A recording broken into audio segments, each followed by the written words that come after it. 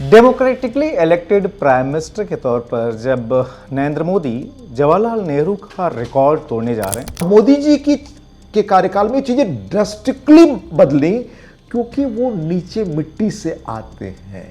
कि नेहरू के बारे में कहा जाता है कि उन्होंने भी हैट्रिक लगाई, जैसे कि 52 का चुनाव, 57 का चुनाव, 62 का चुनाव, 3 चुनाव लगातार जो है सो कांग्रेस उनकी अगुवाई में उस वक्त की। मोदी जी भी ऑलरेडी हैट्रिक लगा चुके हैं 2014, 19, 24।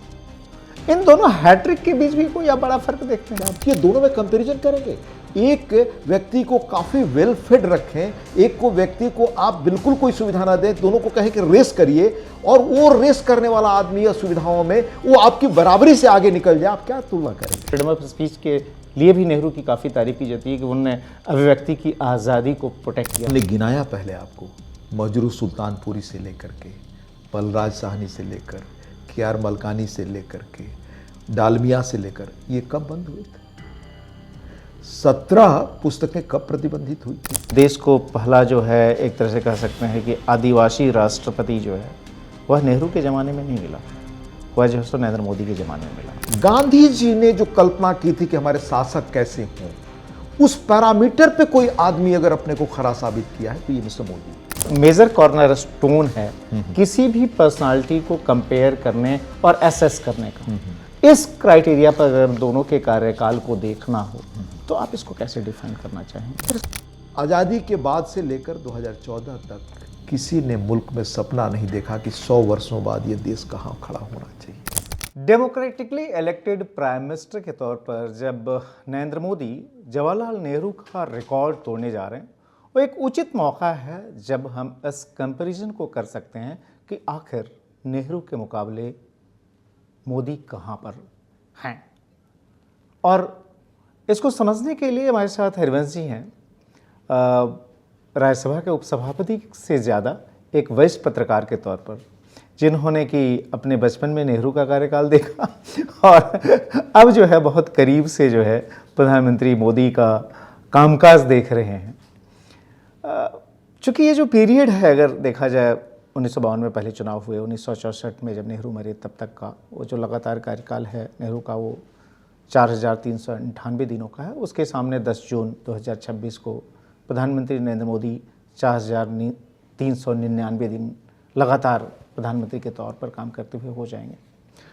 अगर 4-5 बड़े पिलर्स के हिसाब से हम देखें, एक तो पहली बात ये कि हमेशा कहा जाता है कि एज ए डेमोक्रेट इस देश में डेमोक्रेसी की जड़ें जमाने में जो नेहरू का कंट्रीब्यूशन रहा है वह बहुत अधिक रहा है और इसको किसी से कंपेयर नहीं किया जा सकता।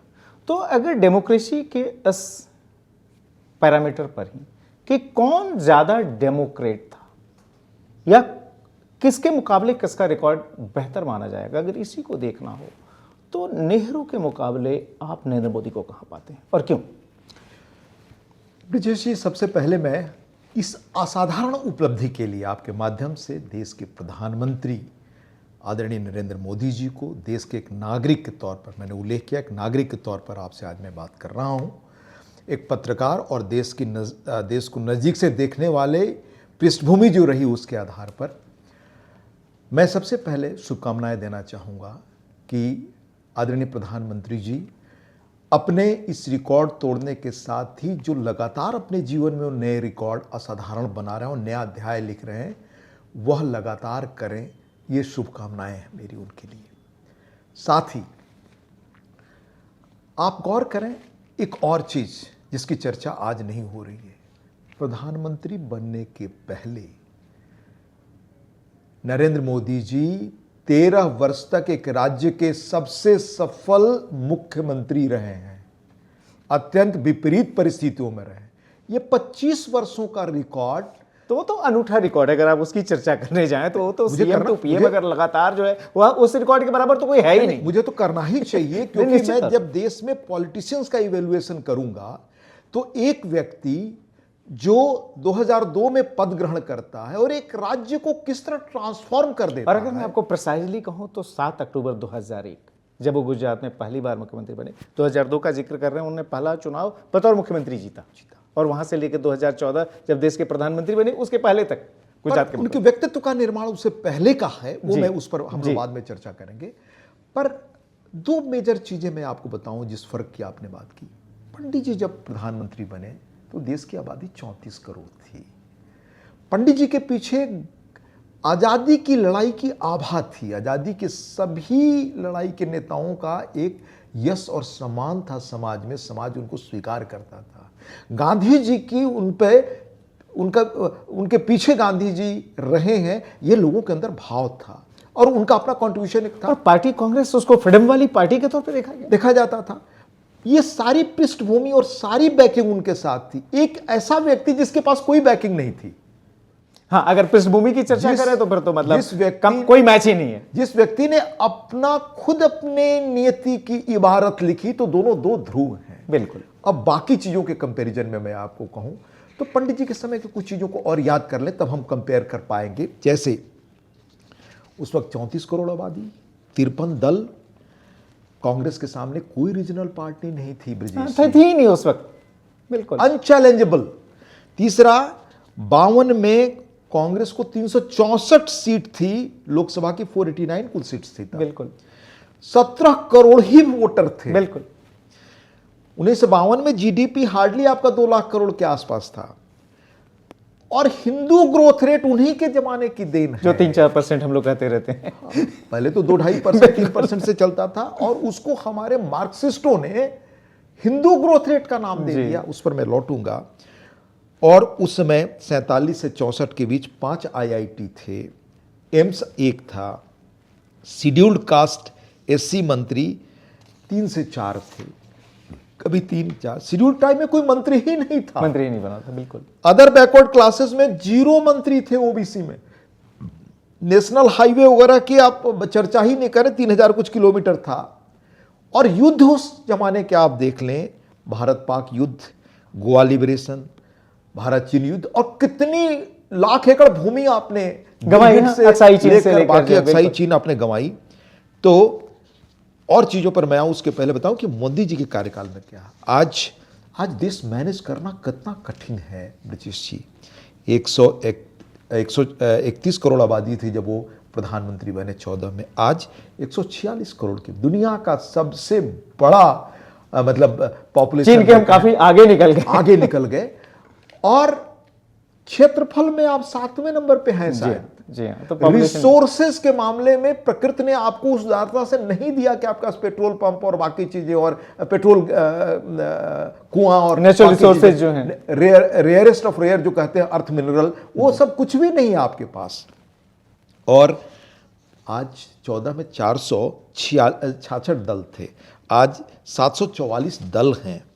दूसरा, आज कितनी रीजनल पार्टियां और पावरफुल रीजनल पार्टियां हैं जिन्होंने 89 ऑनवर्ड, 67 बल्कि मैं कहूंगा 67 से लेकर के 69 तक, उसके बाद आपके 1989 से लेकर 2014 तक देश को किस तरह से शासित किया है और क्या दखल रखते हैं, मुझे कहने की जरूरत नहीं। इन रीजनल पार्टियों के ज़माने में जो वंशवाद फैला, मैं उस पर अभी नहीं लौट रहा हूँ। घर घर परिवार जमा हो गया। मतलब एक दक्षिण की पार्टी है, उसमें 200-300 उसके परिवार के आसपास रिश्तेदार ऑफिशियल हो गए। एक हमारे उत्तर प्रदेश में आप हैं तो उनके 25-30 लोग महत्वपूर्ण पदों पर। बिहार में हमारे, अब मैं इस पर उत्तर में जम्मू कश्मीर की हालत आप देख ही रहे। ये राजनीति जिसको अकेले मोदी जी ने तोड़ा, परिवारवाद। आपने उत्तर प्रदेश की चर्चा की तो मुझे याद है 2014 के जब लोकसभा चुनाव हुए और देश का सबसे बड़ा प्रदेश जो है लोकसभा की सीटों के हिसाब से आपका उत्तर प्रदेश से, जहाँ से आप आते हैं, तो 80 में से मुझे अगर ठीक याद है तो 71 सीटें खुद बीजेपी ने जीती थी, 2 एलाइज ने जीती थी। उसके बाद से सिर्फ 7 सीटें ऐसी थी और उन 7 में से 5 एक परिवार की सीट थी और बाकी 2 जो दूसरे परिवार की सीट। आज भी देखे बैठते हैं जो सदन में लोग, किस परिवार के कितने लोग आते हैं। तो ये जो धारा थी।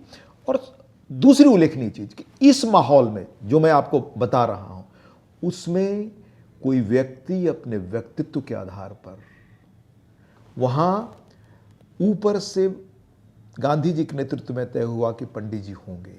यहां अपने प्रभाव से जनता ने इतनी मुहर लगा दी कि उस पार्टी के पास कोई अवसर नहीं था बीजेपी के पास किसी और को नेता वो चुन ले। ऐसे मैं पत्रकार फिर आपसे बात ये कर रहा हूं। तो उन्होंने एक्वायर किया, जिसको जयप्रकाश जी कहते थे ना कि पीपुल्स पावर से एक व्यक्ति ऊपर पहुंचा। ये बड़ा फर्क। तो इस फर्क में एक थोड़ा मुझे ये भी बता दीजिए कि नेहरू के बारे में कहा जाता है कि उन्होंने भी हैट्रिक लगाई, जैसे कि 52 का चुनाव, 57 का चुनाव, 62 का चुनाव, 3 चुनाव लगातार जो है सो कांग्रेस उनकी अगुवाई में उस वक्त जीती। मोदी जी भी ऑलरेडी हैट्रिक लगा चुके हैं 2014, 19, 24। इन दोनों हैट्रिक के बीच भी कोई आप बड़ा फर्क देखते हैं? क्या ब्रजेश जी आप मुझे वो उदाहरण देने के लिए कह रहे हैं कि एक व्यक्ति अति संपन्न घर में पैदा होता है, उसके पास किसी चीज़ की कोई कमी नहीं होती, दुनिया की सबसे बेहतरीन चीज़ों में, बेहतरीन लोगों से, बेहतरीन संस्था में पलने बढ़ने, अपना वर्ल्ड व्यू विकसित करने का मौका मिलता हो। एक व्यक्ति जिसे आप उदाहरण के तौर पे कहें, उसके पास कोई सुविधा नहीं होती, वो चाय बेचता है, उसकी कोई लिगेसी नहीं है, वहाँ से जो व्यक्ति इतिहास रीराइट करके नया इतिहास बना देता है, मैं आगे बताऊंगा कि उनका और इससे बड़ा मैं योगदान क्या मानता हूं। भारत हजारों वर्ष बाद एक नए रास्ते पर चल पड़ा है। वो मई में, ये मैं नहीं कह रहा हूं, मैं प्रमाण के साथ आपको बताऊंगा कौन लोग कह रहे हैं। ये दोनों में कंपैरिजन करेंगे, एक व्यक्ति को काफी वेल फेड रखें, एक को व्यक्ति को आप बिल्कुल कोई सुविधा ना दें, दोनों को कहें कि रेस करिए, और वो रेस करने वाला आदमी या सुविधाओं में वो आपकी बराबरी से आगे निकल जाए, आप क्या तुलना करेंगे? मैं यहाँ पर एक बार फिर से आपको घेर के लेके आता हूँ, डेमोक्रेटिक क्रेडेंशियल्स। हमेशा जो नेहरूवियन जो फैंस हैं कहते हैं कि नेहरू ने इस देश में डेमोक्रेसी की जड़ें जमाई। मोदी जी पर काफ़ी इसको लेकर तिखी टिप्पणी, लेकिन अगर रियल सेंस में कहा जाए दोनों में से कौन ज़्यादा डेमोक्रेट? क्योंकि मुझे याद है फर्स्ट अमेंडमेंट 1951 जो फ्रीडम ऑफ स्पीच के लिए भी नेहरू की काफ़ी तारीफ की जाती है कि उन्होंने अभिव्यक्ति की आज़ादी को प्रोटेक्ट किया, लेकिन आई बिलीव फर्स्ट अमेंडमेंट जो संविधान लागू होने के मात्र 1.5 साल के अंदर आ गया, वह जो है वो क्रेडेंशियल, और दूसरी तरफ ये दौर जिसमें कि 24/7 आपकी स्क्रूटनी हो रही है, उसमें तो अखबार भी गिने चुने थे हम लोग जिस प्रोफेशन से बिलोंग करते हैं, और आज की स्थिति है इसको लेकर, इस डेमोक्रेटिक क्रेडेंशियल्स की हम बात कर लें, उसमें आप मैं कैसे? एक चीज संशोधन सिर्फ कर दूं आपको, 24/7 हर 5 मिनट पर ऑथेंटिक ऑडिट हो रहा है आज जी, सोशल मीडिया भी। उस जमाना में वर्षों में भी नहीं होता था। पर आप देखें जो पहला 51 में अमेंडमेंट आया, उसके लिए लेकर कितने सवाल आज भी उठते हैं कि क्यों कुछ दिन प्रतीक्षा नहीं की जा सकती थी कि एक इलेक्टेड गवर्नमेंट करे। निश्चित तौर, यानी एक चुनी हुई सरकार के द्वारा लाया गया परिवर्तन और एक जो चुनी हुई संसद नहीं थी उसके द्वारा लाया गया परिवर्तन, आप खुद जज कर लीजिए कि इसमें डेमोक्रेटिक कौन होगा। दूसरा, जेबी कृपलानी से लेकर के पुरुषोत्तम दास टंडन जो इलेक्टेड प्रेसिडेंट थे, ये कब हटे ब्रजेश जी? कब एक व्यक्ति कितने टर्म कांग्रेस प्रेसिडेंट खुद रहे? अब मुझे लगता है पीडी टंडन को तो इस्तीफा देने के लिए बाध्य किया। बिल्कुल बाध्य किया गया साहब, बाध्य किया गया। इतना ही नहीं, खुद वो कांग्रेस प्रेसिडेंट रहे, उसके बाद अपनी बेटी को बढ़ाया उन्होंने जी, और इस पे कोई और सवाल नहीं उठाया। मैं पहले की बातचीत में उल्लेख कर चुका हूं, महावीर त्यागी ने उठाया कि कांग्रेस में किस तरह की संस्कृति बढ़ती जा रही है। ये माहौल आपके मोदी जी को नहीं मिला इस सुविधा। इसके अलावा मैं आपको बताऊं, हमने गिनाया पहले आपको, मजरू सुल्तानपुरी से लेकर के, बलराज साहनी से लेकर, KR मलकानी से लेकर के, डालमिया से लेकर, ये कब बंद हुए थे? 17 पुस्तकें कब प्रतिबंधित हुई थी? ये वो दौर था जब, फिर मैं आपको उल्लेख कर दूं कि जब आजादी की लड़ाई के नेताओं के प्रति एक सम्मान का भाव था, और उस तरह से मीडिया ट्रायल नहीं होता था जो आज हो रहा है। पर उस वक्त भी मीडिया में किसी ने प्रतिरोध से कुछ चीजें अगर लिखी तो मैंने आपको गिना दिया। अब आप देखें कि पार्टी के अंदर लोकतंत्र मजबूत अगर है तब न माने जाएंगे। हमारे पुरुषोत्तम दास टंडन तो इसके सबसे बड़े उदाहरण हैं। और जब ये बड़े दिग्गज निकल गए, पटेल निकल गए, पुरुषोत्तम दास टंडन निकल गए, या इस तरह के लोग चले गए, तो कांग्रेस पर कैसे आधिपत्य रहा, किस ढंग का रहा? और आप भूल रहे हैं, एक कामराज प्लान बना था जी, कहा जाता है कि जितने भी चैलेंजर हो सकते थे सबको किनारे लगा दिया। ये लगता है। इसके अलावा मैं NV गाडगिल की पुस्तक का हिस्सा बता चुका हूं कि कैबिनेट में फंक्शनिंग से लेकर के कामकाज के निर्णय में जो चीजें होती थीं, उसके बारे में पंडित जी के बारे में उन्होंने सम्यक वो लिखा है। तो पंडित जी का एक सम्यक मूल्यांकन इस रूप में, एक सरकार के मुखिया के रूप में, लोकतांत्रिक व्यवहार के रूप में, कब आपका जुडिशियल स्क्रूटनी बंद हुआ? किस अमेंडमेंट से? मेरे ख्याल से जो फर्स्ट अमेंडमेंट में 9th शेड्यूल का प्रोविजन उसी किया में गया, बिल्कुल उसी में आज तो हर बात पर रोज जुडिशियल स्क्रूटनी होता है। जी। और उसी कल्चर का शुरू हुआ परिणाम था कि हमारे आर्मी एज ए संगठन में क्या हुआ मैंने बताया, जो असहमत हैं, जो हमसे बात नहीं रखते, उनको कैसे हम किनारे लगाते हैं। नाम गिनाया मैंने। और जुडिशरी में क्या हुआ, आते आते मतलब एक पद सुरक्षित रहे प्रधानमंत्री जी का, उसके लिए कितने जज सुपरसीड किए गए, क्या अमेंडमेंट लाया गया। लेकिन एक चीज़ बताइए, हमेशा कहा जाता है कि नेहरू जो है बिल्कुल गरीबों के हमदर्द थे, समाज में जो पिछड़े जो थे, जो जाति व्यवस्था में जो सबसे नीचे थे, कि डेमोक्रेसी को जो है बड़ा पार्टिसिपेटरी बनाया। लेकिन क्या वजह रही कि देश को पहला जो है एक तरह से कह सकते हैं कि आदिवासी राष्ट्रपति जो है वह नेहरू के ज़माने में नहीं मिला, वह जो है सो नरेंद्र मोदी के ज़माने में मिला। जो number of schedule caste MPs हैं, चाहे मिनिस्टर्स हैं, चाहे ओबीसी से हैं, चाहे शेड्यूल ट्राइब से हैं, अगर इन काउंट्स को भी हम देखें, चूंकि डेमोक्रेसी के पार्टिसिपेशन का ये मेजर जरिया है, तो इन दोनों के रिकॉर्ड को आप कैसे असेस करें? मैंने आपको उल्लेख किया कि कितने मंत्री किस वर्ग से उस कार्यकाल में थे। शायद शेड्यूल ट्राइब से तो कोई मंत्री भी नहीं था, कोई मंत्री नहीं, मैंने बताया आपको। ओबीसी से कोई मंत्री भी नहीं था, ये भी बताया आपको। मैं बाकी चीज़ों पर और सोशल पैरामीटर्स पे कहूँ आपको, तो शेड्यूल कास्ट के 3 से 4 शेड्यूल कास्ट के 3 से 4 मंत्री थे। इसकी वजह मुझे लगती है, जैसा मैंने फिर कहा आपको, कि पंडित जी का लालन पालन और परिवेश बिल्कुल अलग था। वो भारत की मिट्टी की चीज़ों को, भारत के समाज को नहीं समझते थे, जो पटेल समझते थे। और मोदी जी के कार्यकाल में चीज़ें ड्रास्टिकली बदली, क्योंकि वो नीचे मिट्टी से आते हैं। वो मिट्टी और जड़ से जो व्यक्तित्व विकसित हुआ है, उस व्यक्ति की समझ है कि भारत को कैसे बनाना है। उस व्यक्ति की समझ है, हमसे आप ज़्यादा जानते हैं, जिसने इस देश के हर जिले में 1 या 2 रात बिताई है। ये उस व्यक्ति की समझ है कि ट्राइबल्स का इतिहास में क्या महत्व है। आज ट्राइबल्स म्यूजियम या बिरसा मुंडा का ग्लोरी और बिरसा मुंडा की प्रतिमा पार्लियामेंट में लगना, उन ट्राइबल्स का हमें सिर्फ वोट चाहिए था। एक बड़ा और मज़ेदार प्रसंग आपको बताऊं, पंडित जी का ये फैसिनेशन था कि बड़े बड़े प्रोजेक्ट शुरू हो, तो दामोदर वैली कॉरपोरेशन शुरू हुआ। उस वक्त तो मैथन में गए थे, तो ट्राइबल्स भी थे, ट्राइबल नृत्य कर रहे थे, तो उन्होंने भी वहाँ नृत्य किया एक महिला के साथ। ये उनके जीवन का व्यक्तिगत वो था और स्वाभाविक था, एक उनका कद था। पर बाद में ये हुआ कि उस समाज ने नृत्य करने वाले अपने उस महिला को बहुत उपेक्षित छोड़ दिया। बहुत वर्षों बाद मैं रविवार में काम कर रहा था, तब उसके बारे में हम लोगों ने पता लगाया, स्टोरी की थी। तो वो सिंबॉलिक इन्वॉल्व करना चाहते थे, क्योंकि वो दृष्टि नहीं थी, वो जमीन से उपजे नहीं थे। और जमीन से निकला आदमी ही समाज बदलता ही, हमेशा याद रखें। तो मोदी चूंकि समझते हैं कि ट्राइबल्स का क्या महत्व है, देश में शायद 15 या 16 ट्राइबल म्यूजियम बना रहे हैं, और रांची में सबसे बड़ा, देश में कई जगह बन चुका है, और सारे ट्राइब्स का रिप्रेजेंटेशन देना और उनका इतना मंत्री पद बनाना। हालांकि अटल जी के समय बना था मंत्रालय, लेकिन उस मंत्रालय को और सशक्त करना, बनाना, ये तो अभी हुआ ब्रिजेश जी ने। मेरे ख्याल से वहीं से थोड़ा सा और आगे बढ़ लेते हैं। अगर हम लोग डेवलपमेंट की बात कर लें, चूँकि जो है सो जब नेहरूवियन इरा की बात होती है तो 5 ईयर प्लान की बात होती है, फिर होता है कि भाई IITs, फिर जो सो आपके जो है एम्स की बात होती है। उसके सामने जब हम मोदी इरा की बात करते हैं तो लोग जाम ट्रिनिटी की बात करते हैं। PDS स्कीम के तहत जो अन्न जो है करोड़ों की तादाद में लोगों को एश्योर्ड ढंग से पहुंचाया जा रहा है, उसकी बात होती है। तो ये जो डेवलपमेंट जो कि एक मेजर कॉर्नर स्टोन है किसी भी पर्सनालिटी को कंपेयर करने और एसेस करने का, इस क्राइटेरिया पर अगर दोनों के कार्यकाल को देखना हो तो आप इसको कैसे डिफाइन करना चाहेंगे? दरअसल मैंने कहा कि 2014 के बाद भारत एक बिल्कुल नई और बड़ी यात्रा पर है, और इसको समझने का सूत्रवाक्य मैं आपको एक बताता हूँ, मेरी जो समझ है उसके अनुसार।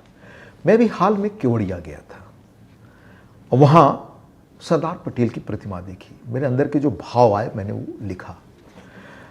वहाँ एक मुझे अधिकारी मिले, उन अधिकारी से मेरी मुलाकात बहुत वर्षों बाद, कुछ महीने पहले हुई, 20-25 वर्ष पहले। एक बार मैं पत्रकार के तौर पे IIM कलकत्ता पढ़ने गया, management centre for human values में। वहाँ वो गुजरात के IAS अधिकारी मिले थे, शायद 2004 की बात होगी। तब तक देश में एक मोदी जी की छवि को लेकर के बड़ा सुनियोजित ढंग से जी जो कुप्रचार हुआ 2002 दंगों के प्रिज्म से उनको बार बार एसेस किया जा रहा तो वो मुझे मिले, उन्होंने मुझे बताया, मैं उनसे पूछना शुरू किया पत्रकारिता जाने के लिए, कैसा कार्यकाल है, कैसे है मोदी जी। जो उन्होंने बात बताई, मैं कह सकता हूं कि उसी दिन मुझे कन्विंस हुआ कि he is different in the lot and crowd. क्या बताया मुझे? कहा यह मुख्यमंत्री अब तक के जितने मुख्यमंत्रियों को हम लोगों ने देखा उससे बिल्कुल अलग और डिफरेंट है। कहा किस रूप में?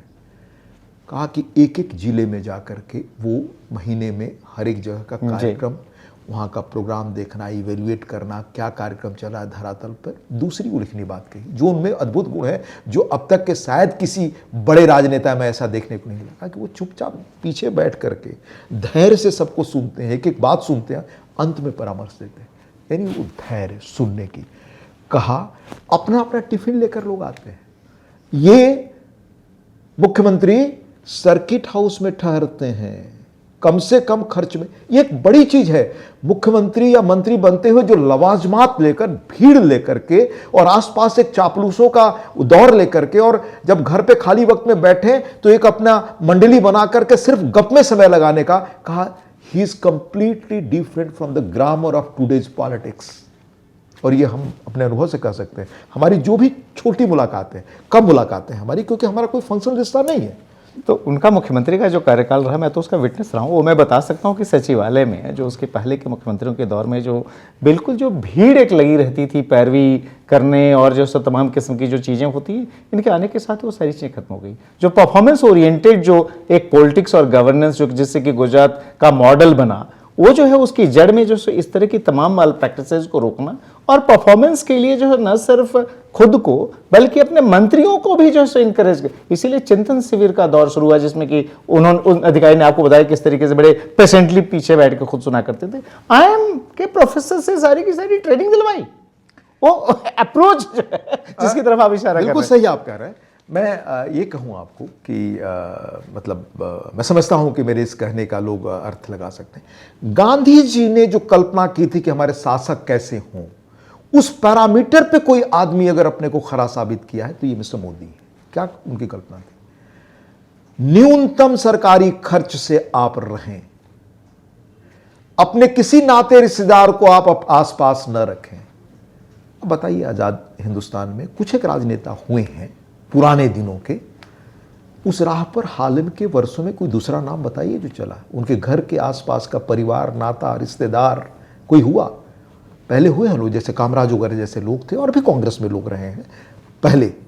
नेहरू का रिकॉर्ड आप क्या है इस मामले में? देख तो बता दिया आपको, वो तो मैं पहले स्पष्ट कर चुका हूं। और नहीं तो मथाई की पुस्तक पढ़ लीजिए, उसके बारे में वर्णन नहीं करना चाहता। और भी बहुत सारी चीजें हैं, पर वो कांग्रेस जो उस युग में पली, इवन ढेबर जब उसके अध्यक्ष थे, या वो इवन कामराज, जब कांग्रेस 67 में आकर के बहुत खराब स्थिति में पहुंची, तब युवा तुर्कों ने उसको बल दिया था। आपको याद होगा, नए मुद्दे उठाकर, जिसके साथ इंदिरा जी ने अपने को आइडेंटिफाई की। उस वक्त का बड़ा चर्चित प्रसंग है। कामराज कहा करते थे कि जिन्होंने साइकिल से यात्रा की थी, इवन ढेबर भी, वो मर्सिडीज पे घूम रहे हैं। ये उन दिनों का बड़ा मशहूर फेज था। तो मेरा कहने का अर्थ है कि कैसे एक शासक बिल्कुल सात्विक एक समाज सेवक का रूप ग्रहण कर सकता है, उसके उदाहरण मिस्टर मोदी हैं, जिन्होंने गुजरात में यह काम किया। ये बात उस व्यक्ति ने मुझे बताई, तब मुझे धारणा बनी। फिर बताया मुझे, इस बार पूछा मैंने दोबारा कि जब मैं सरदार पटेल की प्रतिमा के पास खड़ा हूँ, ये प्रसंग इसलिए सुना रहा हूँ कि मोदी जी के कामों को आगे समझने की मदद मिलेगी लोगों को। कहा भाई, ये जो प्रतिमा बनी, इसके पीछे क्या स्थिति थी? तो उन्होंने बताया कि यहाँ चिंतन शिविर एक लगा, जिसमें 30-40 बड़े सारे राज्य के कलेक्टर, IAS अधिकारी है, वो सब मुख्य सचिव और सब आते थे। यहाँ भी लगा, और सब लोग पीछे, मुख्यमंत्री जी पीछे बैठे थे। सबसे मतलब बातचीत और परामर्श के बाद उन्होंने शाम में कहा कि सब लोग घूमेंगे। तो सब लोगों ने वो जगह देखी। तो मुख्यमंत्री जी ने पूछा कि आप लोग अपनी अपनी फीलिंग बताइए।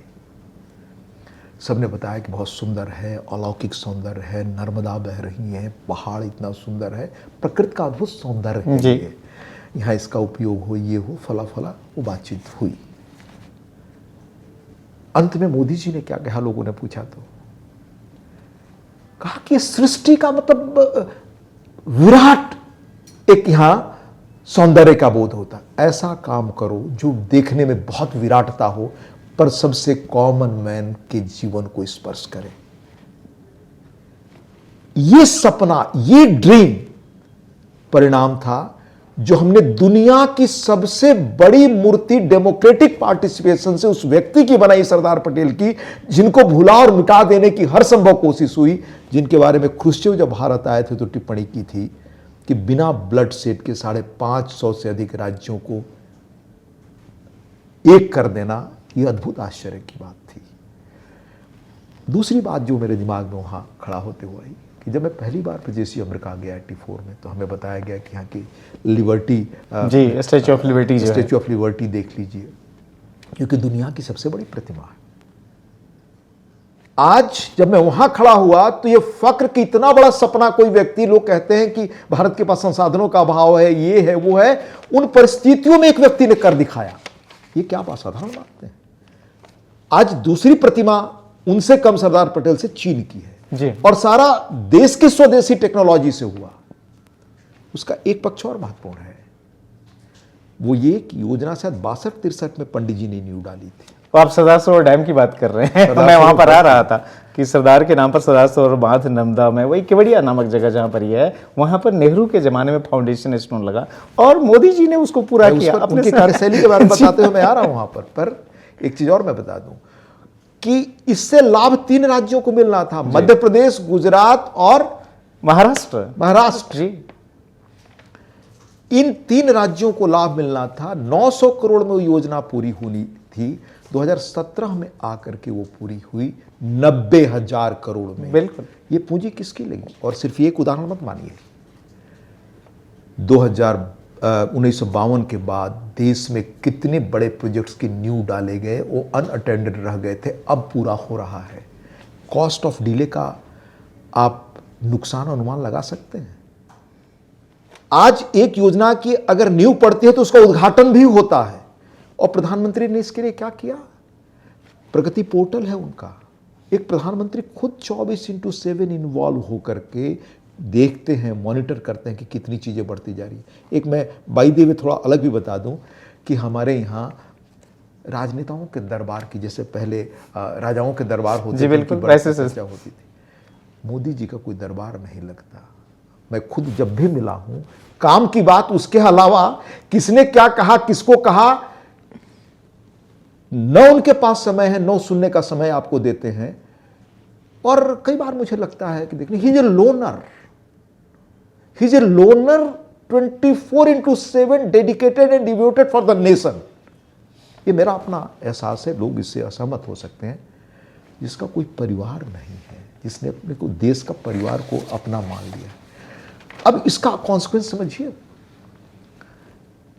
नेहरू जी के एरा में माना जाता था कि जो हिंदू ग्रोथ रेट है, कि डेमोक्रेटिक सिस्टम में तेज ग्रोथ हो ही नहीं सकता। बिल्कुल। ये तो एस्टेब्लिश मान्यता थी, दुनिया के पॉलिटिकल साइंटिस्ट की थी। ब्रजेश जी सब यही कहते थे। मैं खुद अपना अनुभव बताऊं, जब 14 में मैं आया तो मुझे रक्षा उसमें कमेटी में रहने का मौका मिला। मैं तो पार्लियामेंट की जो स्टैंडिंग कमेटी होती है, हमारे खंडूरी जी उसके चेयरमैन होते थे, उसमें एक एक्स प्राइम मिनिस्टर थे और बड़े सीनियर लीडर्स होते थे। तो मैं कई बार बहुत अधैर्य होकर पूछता था कि भाई, चाइना ने ये कर लिया बगल में और आप क्या कर रहे हैं? तो हमें जवाब मिलता था कि उसका सिस्टम अलग है, इसलिए उससे कंपेयर ना करें। पर मैं कहता था, पड़ोसी हमारा वही है, अगर उससे मुलाकात तो परेशानी होगी तो किससे आप वो करेंगे? पर कोई जवाब नहीं था। मैं उसके काम पर भी नहीं लौटूंगा। मैं बता रहा हूं कि डेमोक्रेसी को माना ही जाता था कि इसमें ग्रोथ रेट स्लो होगा। ये दुनिया में रिकॉर्ड बनाया प्रधानमंत्री नरेंद्र मोदी ने कि डेमोक्रेटिक सिस्टम में सबसे फास्टेस्ट ग्रोइंग इकोनॉमी बन सकती है। बिल्कुल, ये तो कहा जी।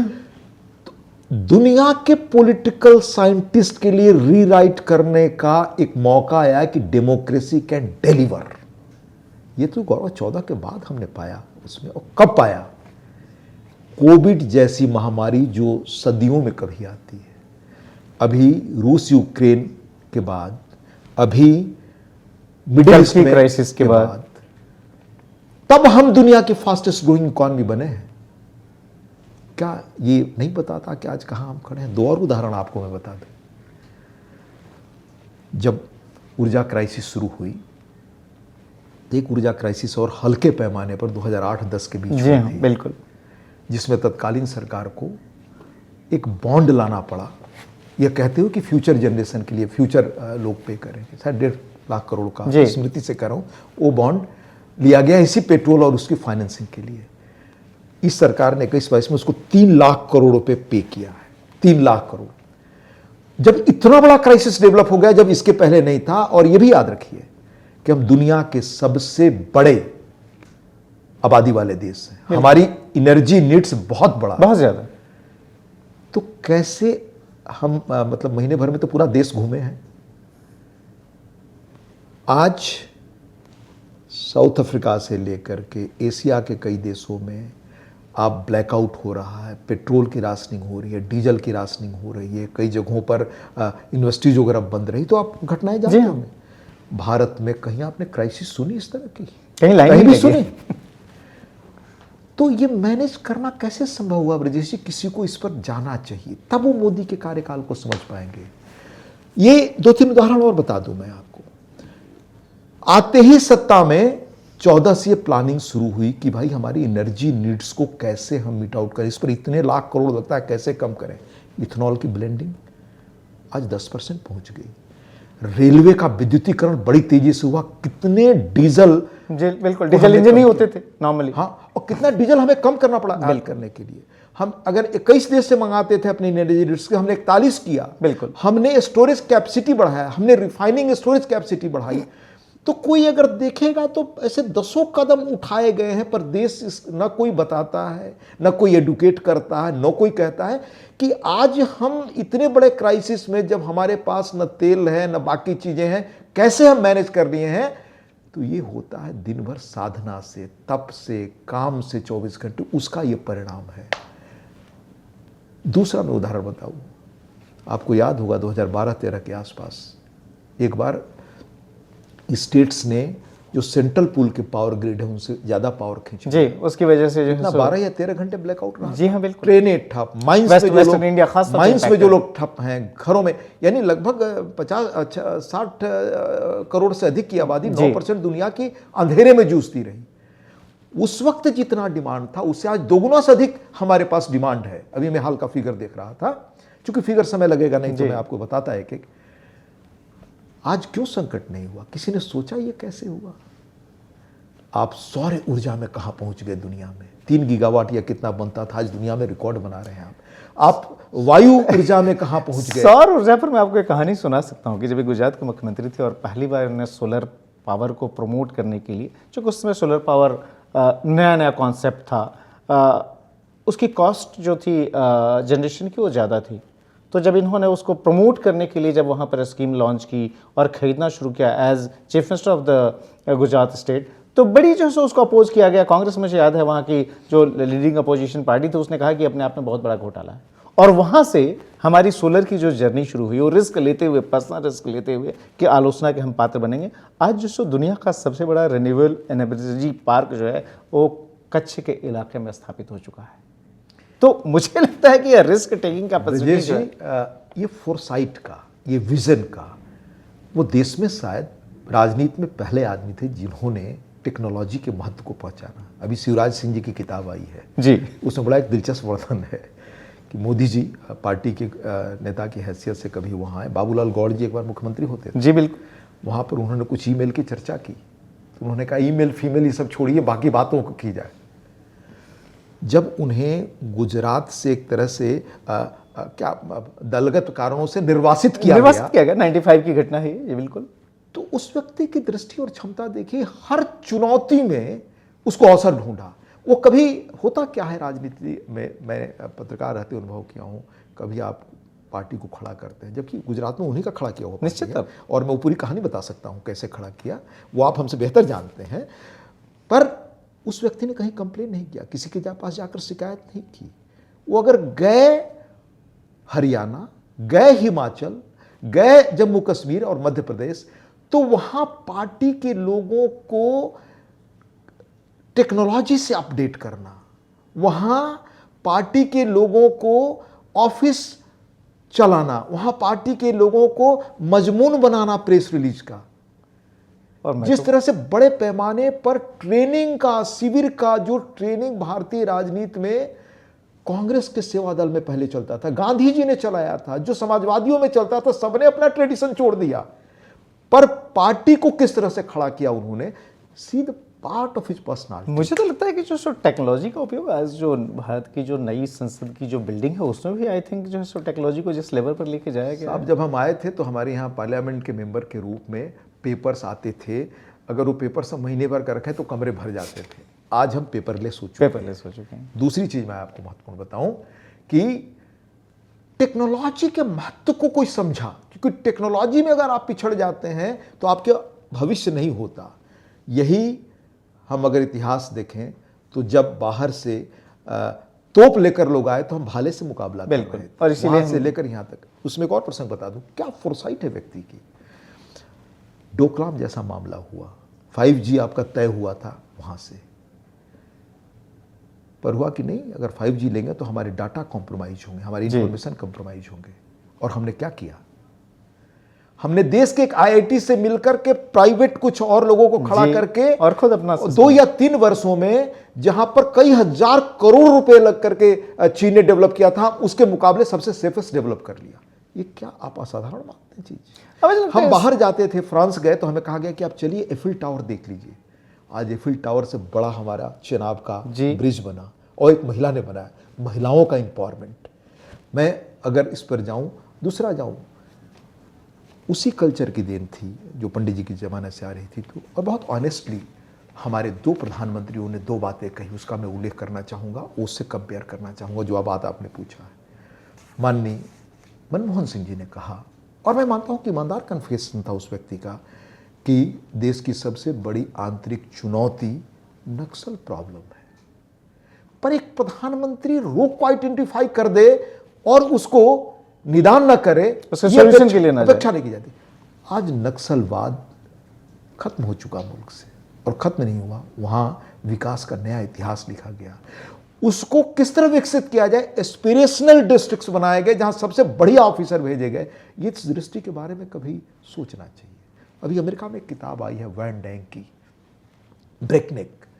क्या वजह रही कि इतने कम समय में इतिहास में चीन इतना आगे निकल गया अमेरिका से, और उसमें कई चीज़ें वो गिनाते हैं। जैसे एक उदाहरण के तौर पे कहा, कैलिफोर्निया से लेकर शिकागो तक एक रेल लाइन बननी थी 1200 किलोमीटर की लगभग, सब मैं स्मृति से कह रहा हूँ। और इसी तरह उसी वक्त तय हुआ 2008 में कि एक बीजिंग से आपके संघाई तक रेल लाइन बनेगी, उतनी ही दूरी की। चीन ने 3 वर्ष में बना लिया। वहाँ अमेरिका में आज बन रहा है सब कुछ, और कई गुना कई बिलियन डॉलर ज़्यादा हो गई। फर्क क्या है, जिस इंप्लीमेंटेशन की मैं बात कर रहा हूँ, जो पंडित जी के समय तय हुआ कि 900 करोड़ में वो आपके यहाँ सरदार सरोवर बनेगा, 90,000 करोड़ लगे। इस तरह कई योजनाओं के बारे में और गिना सकता हूँ। हाइड्रो पावर से लेकर उसमें कितना कॉस्ट डोनेशन होता है। मोदी जी ने प्रगति के माध्यम से इस कॉस्ट को कम किया, लेकिन कॉस्ट ऑफ डिले क्या है, लोकतांत्रिक व्यवस्था के अंदर कैसे बेहतर हुई, उन्होंने किया। दूसरा, उसमें किताब में एक महत्वपूर्ण तथ्य है जिस पर अमेरिकी जो इंटेलेक्ट है या एकेडमिशियंस हैं वो बड़े डिबेट कर रहे हैं कि क्यों हम इतने बेस्ट देश होकर, टैलेंट होकर के हम पिछड़ गए चाइना से। उस किताब को लेकर बड़ी वहाँ चर्चा है, काफ़ी चर्चा है। उसमें जो महत्वपूर्ण बात है कि अमेरिका के उसमें सारे वो पॉलिसी मेकर्स में लेयर्स हैं, वकील हैं, जो हर जगह अड़ंगा डालना चाहते हैं। यहां के पोलिट ब्यूरो में देंग सियाओपिंग ने नोइंगली भरना शुरू किया। जो इंजीनियर्स हैं, समझदार हैं, जो निर्माण में जिनका एक्सपर्टाइज है। देखिए, ध्वंस बड़ा आसान होता है, निर्माण उतना ही कठिन। निर्माण तप, त्याग और तपस्या से जुड़ा है। तो ये नक्सलवाद खत्म कर देना, उस जगह निर्माण करवाना, एस्पिरेशनल डिस्ट्रिक्ट के बारे में सोचना, ये सब बड़ा मौलिक ढंग की आपने निर्माण की बात की तो उसमें मुझे याद आया कि आपने ये भी कहा कि 2014 में जब आप आए संसद में राज्यसभा सदस्य के तौर पर, उस समय आप स्टैंडिंग कमेटी के मेंबर बने। 1962 एक बहुत बड़ा टर्निंग पॉइंट है इस देश के लिए, जब चीन के सामने जो हमारी लड़ाई हुई उसमें भारत को हार का सामना करना पड़ा और हमारी सुरक्षा कितनी कमज़ोर थी उसका वो एक बहुत बड़ा रिफ्लेक्शन था। आपने डोकलाम की चर्चा की कि किस तरीके से डोकलाम के अवसर पर जो सो 5G की नीड्स जो महसूस की गई कि हम लोग इसको खुद से डेवलप करें, और भारत उसको डेवलप करने में कामयाब रहा।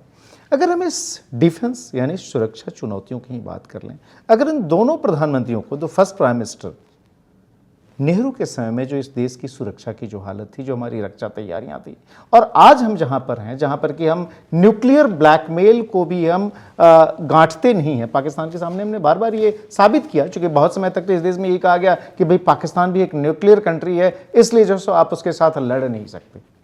ये दोनों जो लोगों का जो कार्यकाल रहा इस मामले में, अगर हम डिफेंस के मामले में कहें, इसको किस तौर पर आप एनालाइज करेंगे? हमने पहले उल्लेख किया ब्रजेश जी कि पंडित जी से जब हमारे तत्कालीन चीफ ऑफ डिफेंस मिले थे तो उन्होंने स्पष्ट कहा था कि हमें कोई सेना होना की ज़रूरत नहीं है, भारत का कोई बहुत दुश्मन और ये सब चीज़ नहीं है। मैंने उल्लेख किया था और एक सेना के बड़े अधिकारी ने अपनी किताब में लिखी। फिर बेस्ट ऑर्डिनेंस फैक्ट्रीज अंग्रेज छोड़ गए थे, ये तो आपको मालूम है। जी हाँ, सेकेंड वर्ल्ड वॉर में उनका काफ़ी इस्तेमाल हुआ, इंफ्रास्ट्रक्चर में और बाकी चीज़ों में बना करके। जीप स्कैंडल कब शुरू हुआ ब्रजेश जी? नेहरू के ज़माने में। उसके बाद हमारे आर्मी के जो टॉप लोग थे, करियप्पा से लेकर थिमैया से लेकर थ्रोट से लेकर, मैंने कई नाम गिनाए, उनकी क्या स्थिति हुई है, अवगणना की गई, उनको जो है अपमानित किया गया। और किस बीएम कॉल को लाया गया? हमारी सेना उस -20-30 के उसमें उसके पास हाफ पैंट और एक गंजी और कुर्ता पर पेटी शूज पहन के गए थे। इतिहास लड़ा, ये तो फैक्ट है ना जी। मेरे समझ में आज तक नहीं आता ब्रजेश जी कि उसके बाद से लेकर के और 14 के पहले तक विन चड्ढा का नाम तो आपने सुना होगा। जी हाँ, वो फोर्स भी। कोतरुचि का नाम सुना होगा। मैं अगर नाम गिनाऊं तो 25 नाम आपको गिना सकता हूं जो शुरू हुए उन्हीं दिनों से। और तो और इसमें कुछ सेना के लोग भी थे। भारत सबसे बड़ा हथियार का निर्यातक बन गया बाहर से, जबकि हमारे पास सबसे अच्छी ऑर्डिनेंस फैक्ट्रीज थी। 2014 बाद क्यों ये निर्णय होता है कि हम देश में ही बनाई चीजों को खरीदेंगे या बाहर से जिन चीजों को हम लाएंगे उनकी टेक्नोलॉजी यहां डेवलप, टेक्नोलॉजी ट्रांसफर जो है अपनी शर्तों पर। लाखों करोड़ के हथियार खरीदते थे हम, जिनको हम अपने यहां बनाने की क्षमता डेवलप कर सकते थे। आप जानते हैं कि हथियार बनाने के लिए एक समय लगेगा, तुरंत नहीं कर सकते।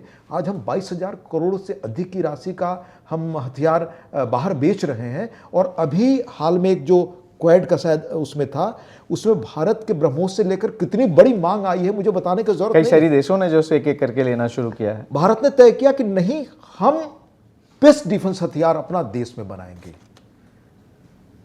ये यात्रा। और आज दूसरी चीज बताऊं आपको मैं, कम चर्चा होती है। पंडित जी के ज़माने में उल्लेख है कि जब प्राइवेट सेक्टर या इनिशिएटिव को आगे बढ़ाने की बात हो रही थी तो उनका अपना इस पर अलग विचार था। इस पर उन्होंने बल्कि एमजे अकबर की किताब में कहीं वर्णन है कि एक बार जीआरडी से बात हो रही थी तो उन्होंने प्रॉफिट और इन सब चीज़ों को बड़ा ही निकृष्ट माना।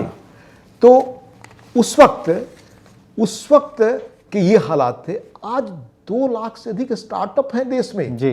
2014 में पूरा इकोसिस्टम डेवलप हो गया है। और उसमें से यूनिकॉर्न कितने हैं जी। और हमारे अनेक यंग लड़के जिस तरह का आविष्कार कर रहा है, डीआरडीओ जो काम कर रहा है। डीआरडीओ को मैं सदस्य था, जब जाता था तो अधिकारियों से पूछता था। हमारे खंडूरी साहब बड़े हार्ड टास्क मास्टर थे और बड़े वैल्यू बेस्ड पॉलिटिशियन थे, उनसे बहुत सीखा मैंने। तो हमें ले जाते थे, मौका देते थे। तो मैं अधिकारियों से पूछता था, वो कहते थे भाई हमारी लिमिट ये है, हम 10 लाख 5 लाख का भी निर्णय नहीं ले सकते। आज मैं सुनता हूँ उन अधिकारियों को। अभी मैं एक उसमें गया था, एक इंडियन स्पेस से संबंधित एक सेंटर में, कहते हैं सब मतलब पाबंदी नहीं है, प्रयोग करना चाहते हैं, इनोवेट करना चाहते हैं, जो माहौल अभी है हमें कभी मिला नहीं। तो आज आप देख रहे हैं आपके बनाए हुए हथियार, ये पहलगाम के बाद जो आपके यहाँ ऑपरेशन सिंदूर हुआ, उसमें बने हथियारों ने दुनिया को चौंकाया है। और उसके बाद आप रोज सुन रहे हैं कि नया थिएटर कमांड कैसे बनना है, नए नए ढंग के हथियार कैसे बने, और हमारे यंगस्टर्स बना रहे हैं। इवन सीडीएस नामक इंस्टीट्यूशन जो है, आप सोचिए कितने वर्षों से जो है सो बात चल रही थी। और दूसरा कि हम 14 आते आते तक आ कहाँ गए थे, नाइट विजन के ग्लासेज नहीं थे, जिसके कारण न जाने कितने हजार हमारे आर्मी के लोग नहीं रहे। आपको याद होगा, सीमा से गर्दन काट करके हमारे लोगों को लोग ले जाते थे। हमें ये पार्लियामेंट में किसी रक्षा बॉर्डरिंग रोड्स हम डर के मारे नहीं बनाते थे। मुझे लगता है कि बॉर्डर एरियाज में खास तौर पर सड़कें नहीं बनाई। बिल्कुल, पार्लियामेंट में बयान है कि रक्षा मंत्री का कि हम इसलिए नहीं बना रहे हैं कि वही डिफेंस है हमारा। और 2014 के बाद बीआरओ ने जिस तरह से रोड्स, इंफ्रास्ट्रक्चर, नॉर्थ ईस्ट में पुल्स जो बने हैं एक एक पुराने जो उस वक्त के सोचे गए थे, नॉर्थ ईस्ट का किस ढंग से कायाकल्प हुआ है, वो तो छोड़ दें सारी चीज़ों को। एक और चीज़ मैं आपको बता रहा हूँ, आज़ादी के बाद से लेकर 2014 तक किसी ने मुल्क में सपना नहीं देखा कि 100 वर्षों बाद ये देश कहाँ खड़ा होना चाहिए। आप बताएं किसी का नाम मुझे। हाँ, कोई जबकि बगल में चीन ने 48 में तय कर लिया कि 100 वर्ष बाद हमें कहाँ जाना है। तो इस देश को 2047 में कहाँ पहुंचना है, ये मुकम्मल सपना भी 14 के बाद की देन है। ये फर्क करिए। एक आदमी जो देश के लिए सोचता है, जीता है, देश ही उसका 24 घंटे का बिजनेस है, ये विजन वही दे सकता है। दूसरी चीज मैं आपको बताऊं, आप जानते हैं कि देंग सियाओपिंग 78 ऑनवर्ड्स जब वो क्षितिज पर आए चीन के, उसमें दोबारा रिहेबिलिटेट हो करके, तो चीन को बदलने का, महाशक्ति बनाने का श्रेय अगर किसी को है तो उस व्यक्ति को है। उनका बड़ा मशहूर फ्रेज था जब उन पर लोगों ने आरोप लगाया, कहा कि भाई आप कम्युनिज्म से डेविएट कर रहे हैं, आप तो मार्केट इकॉनमी की ओर जा रहे हैं। उस व्यक्ति का जवाब था, क्या था, ये हार्डली मैटर करता है कि कैट ब्लैक या वाइट है, अगर उसमें चूहा पकड़ने की क्षमता नहीं है, यानी इकॉनमी हमारी क्या है ये मैटर नहीं करता, अगर वो संपन्न नहीं बना सकती, देश को ताकतवर नहीं बना सकती। फिर कहा उस आदमी ने, hide your power, gain your strength. 14 के बाद तो देश उसी रास्ते पर चल रहा है ना ब्रिजेश जी। आपका बजट जितना था उससे 3 गुना है, टैक्स पेयर कितने बढ़ गए, मध्यम वर्ग का जन्म पहली बार 14 के बाद हो रहा है। टैक्स पेयर्स की संख्या देखिए, सी द फोरसाइट, करप्शन के बारे में जितनी कार्रवाई हुई, कितनी कंपनियां थी, सेल कंपनियां 3 लाख से अधिक, कितने डायरेक्टर्स होते थे, और उनके पैसे किन किन बड़े संस्थानों में लगे हुए हैं। आप सुनेंगे तो हद दंग रह जाएंगे। भ्रष्टाचारियों के अंदर यह ताकत आ गई थी कि वो बड़ी मशहूर किताब है रितु सरीन की, उसमें फ्रॉम पनामा पेपर्स जैसा, उसमें एक वर्णन है कि कलकत्ता का जो लाल बाग पुलिस कार्यालय है, जो अंग्रेजों के ज़माने से हाई कमिश्नर और नक्सली मूवमेंट में वो बड़ा मशहूर हो गया था किन कारणों से, कि सेल कंपनी के लोग वहां का पता देते थे कि ये मेरा पता है। See the courage of those people. PMLA बनाने का काम, करप्शन पे कितना काम है कभी उल्लेख कर दूंगा, इसमें है मेरे पास। एक टूथलेस कानून बना देने का कि करप्शन के बारे में, उसको 16 के बाद इस सरकार ने किया। बाहर पूंजी जमा की है तो आप पर क्या कार्रवाई होगी, वही सरकार ने किया। अनेक, तो ये एक फर्क जो है, ये बड़ा संकल्प और डिटर्मिनेशन से आता है। मुझे कई बार लगता है कि मैंने इतना साहस के साथ इतिहास में निर्णय कर लेना, आज अगर मुझसे आप पूछे तो मैं रिकॉर्ड पे कह रहा हूं, जिस व्यक्ति के बारे में सबसे अधिक थ्रेट है वो हमारे प्रधानमंत्री हैं।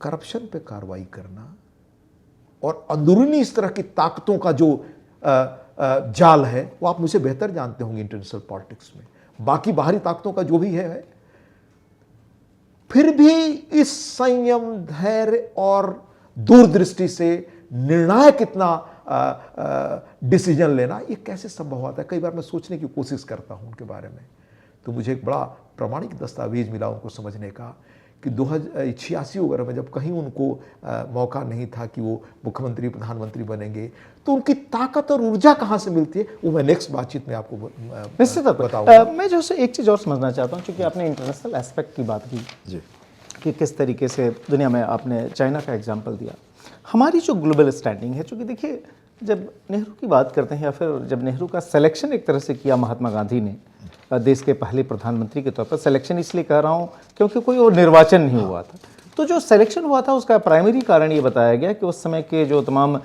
नेता थे कांग्रेस के, उसमें सिर्फ नेहरू ऐसे थे जिनके पास एक विश्व दृष्टि थी, दुनिया के ज़्यादातर देशों में घूमे हुए थे, और यही नहीं, जब वो प्रधानमंत्री बने तो खुद ही विदेश मंत्री भी रहे पूरे दौर में।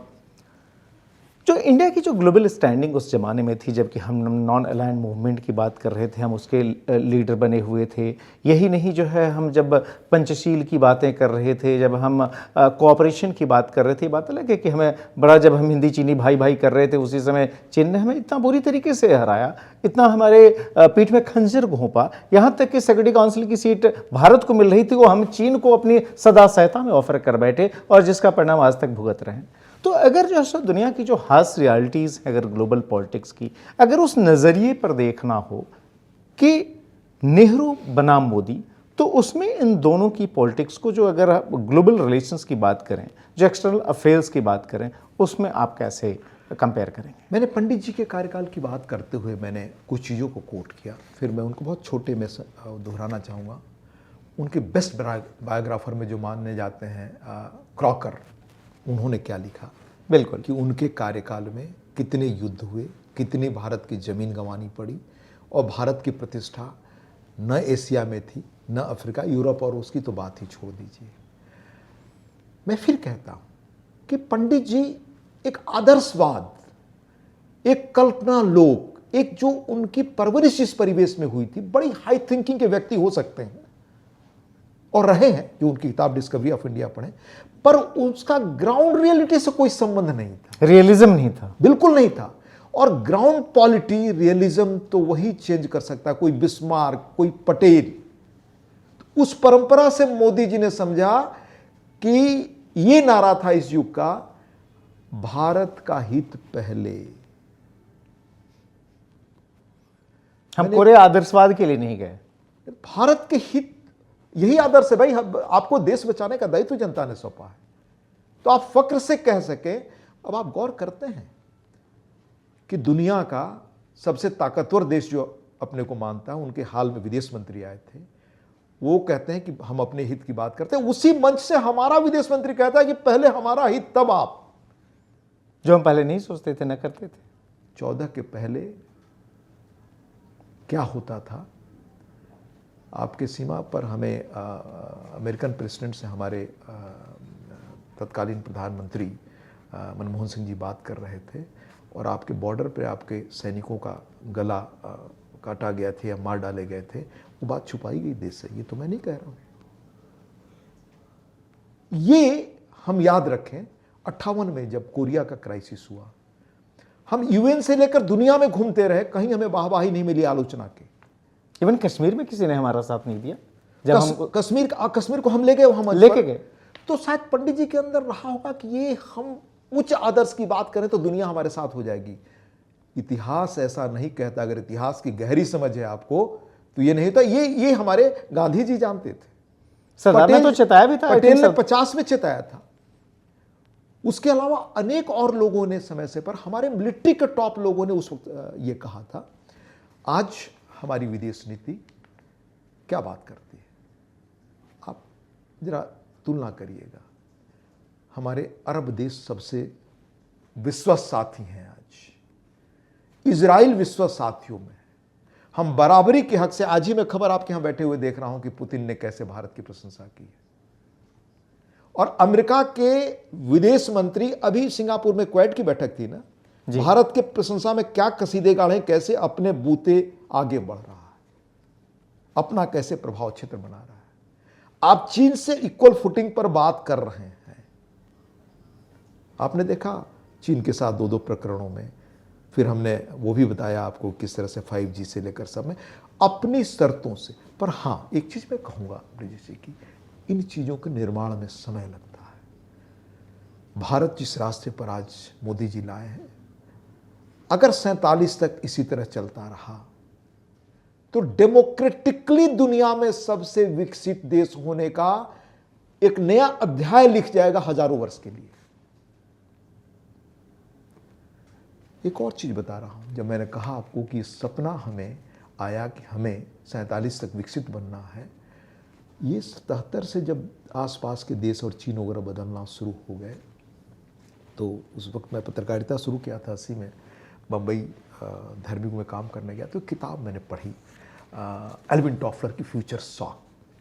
उन्होंने बताया दुनिया किस तेज़ी से बदलने जा रही है और उसमें किस तरह के हालात होंगे। तब मुझे वो काल्पनिक लगती थी, क्योंकि मैं तो गांव से गया हुआ आदमी था, 4 दिन बम्बई जाने में लगता था और जो मुसीबतें थी वो लगता। उस व्यक्ति की ये डिमांड हुई अपने समय के सबसे अधिक विजन और फोरसाइट के रूप में देखने वाले व्यक्ति के रूप में कि अमेरिकन प्रेसिडेंट से लेकर दुनिया का मार्गरेट थैचर से लेकर शायद वही थी, हर स्टेट्समैन उस व्यक्ति से इनवाइट करके बात कर रहे हैं। हमारे यहाँ इंदिरा जी ने भी उनसे बुलाकर बातचीत की थी। पर दुनिया के अन्य देशों ने उस अनुरूप अपने को बनाना शुरू किया और देंग सियाओपिंग ने तब ये सपना देखा। और देंग सियाओपिंग की सीख क्या है सबसे बड़ी? आप जानते हैं कि तब तक जापान और चीन के बीच बड़ा खराब रिश्ते थे जी, सेकंड वर्ल्ड वॉर की पृष्ठभूमि थी। और दोनों एक दूसरे के बार चीन कहता था कि पहले उनकी हमारे महिलाओं के साथ जो अत्याचार हुआ माफ़ी मांगे, ये करें। देंग ने सबसे पहला काम किया जब ये तय किया कि हमको चीन को बदलना है, नई नीति लिखनी है, हमें दुनिया का वर्ल्ड पावर बनना है, तो वो कहाँ गए? वो गए आपके जापान, अपने दुश्मन देश में, और जापान के राजा से मिलकर कहा, एक तो मैं हाइट में बड़ा छोटा हूँ, वो मुझसे भी छोटे थे, झुककर कहा, लोगों ने लिखा है पत्र उसमें कि जापान के राजा लंबे थे, वो लगा कि उनके घुटने के आसपास पहुँच गए, कहा कि let us forget the history, अब चीन अपने को बदलना चाहता है, हमें जापान की मदद चाहिए। शायद 100 बिलियन येन की पहली मदद वहीं से लाई। फिर वो किससे मिले? वहाँ के जितने टॉप जो वो थे, बड़ी कंपनियाँ थी, टोयोटा से लेकर बाकी जो कॉर्पोरेशन, उसके सीईओ से मिले। और पहला लौट करके चीन में जो वो फ्री जोन का वो बनाया, जो वहाँ पर है आपके, मैं वहाँ गया हूँ, शेंजन, जो आप हांगकांग से जाते हैं, और उस मैन्युफैक्चरिंग ने वहाँ का इतिहास बदल दिया। हमारे आसपास के लोग देश में 89 के बाद या 77 के बाद जो लीडरशिप थी, वो क्या इसको समझ नहीं सके? क्या वो सपना तब भी नहीं देख सकते कि 47 तक हमें कहाँ पहुँचना है और हमारे आसपास क्या हो रहा है, कैसे टेक्नोलॉजी बदल रही है? और उसी नेहरूवियन इकोनॉमी मॉडल की देन थी 90 का क्राइसिस। हम बैंकरप्ट हो गए थे ब्रजेश जी, और वही नहीं हुए थे, 12-13 आते हुए फ्रेजाइल 5 में थे, जब एक पत्रकार के तौर पे मैं भारत का भविष्य, जो राजनीति हम लोगों के लिए बचपन से पैशन बनी, उसमें देख रहा था कि बचेगा या बिखरेगा। मैंने अपने लेख का पुराना हवाला दिया उस किताब का। वही देश आज यहाँ खड़ा है कि इस देश में, जो आपने पूछा था मूल सवाल विदेश पर, तो मल्टीलेटरल फोरम्स का आयोजन होता है, दुनिया के विदेश बड़े बड़े आयोजन होते हैं जहाँ तय होता है भारत क्या कह रहा है। हम लोग जाते हैं इंटरनेशनल फोरम पर, भारत का महत्व क्या है वो पूछा जा रहा है, भारत किस रूप में सोचता है, ये दुनिया के देश जानने को उत्सुक है। ये मैं नहीं कह रहा हूँ, ये दुनिया के विदेश मंत्रियों का बयान उठाकर आप पढ़ लीजिए। ब्रॉडली ये फर्क आज और तब में। प्रधानमंत्री नरेंद्र मोदी की जो जर्नी रही है, वह एडमिनिस्ट्रेशन में आने के पहले संगठन का काम उन्होंने किया, चाहे संघ में रहे हो या फिर भारतीय जनता पार्टी में। कैसे संगठन को ताकत देते हुए सरकार में वो आए, चूँकि बिना बड़े जनसमर्थन के आप बड़े कार्य नहीं कर सकते। इस पर भी हम अगले एपिसोड में बात करेंगे। फिलहाल धन्यवाद। बहुत बहुत धन्यवाद।